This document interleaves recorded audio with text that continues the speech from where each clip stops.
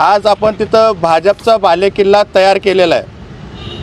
अशी परिस्थिती असताना हे सगळं कामाच्या जोरावर आपण 1872 सभासद नोंदणी केले त्या ह्याच्यामध्ये आणि खासदारकीची भाजपाची जबाबदारी पूर्ण पाडली, आमदाराची भाजपची जबाबदारी पूर्ण पाडली, प्रभाग क्रमांक 22चं पालकत्व स्वीकारून तिथं भरघोस मतदान दिलं।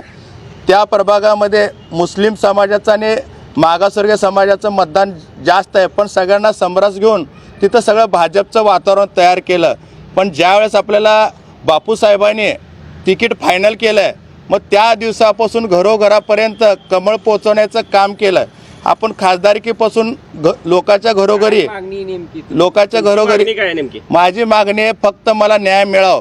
जसं आमदार साहेबांनी मला तिकीट फायनल केलं आहे तसं मला बी फॉर्म द्यावं।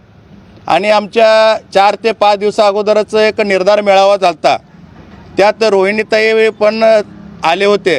त्यात असं ठरलं होतं की नवीन पक्षातील नवीन लोकांना सहभाग करून घ्यायचा नाही, पक्ष प्रवेश करून घ्यायचा नाही, निष्ठावंत लोकांना न्याय द्यायचं। जे आमदारकी खासदारकीसाठी इमानदारीने धावपळ केलं आहे त्यांच्या तिकिटाचा विचार करायचा असं ठरलं असताना आणि माझं तिकीट फायनल झालेलं असताना हे माहिती असताना देवेंद्र कोटे साहेबांनी तसंच सचिनदादा कल्याण शेट्टी साहेबांनी जयकुमार गोरे साहेबांनी मिळून ह्या नागेश गायकवाड किसन जाधव यांना रात्री 12 वाजता बालाजी सरोवर येथे पक्ष प्रवेश दिला।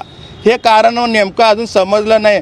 आमचं एक भाजप पक्षाची शिस्त आहे, कोणीतरी असं हॉटेलमध्ये पक्ष प्रवेश करते का?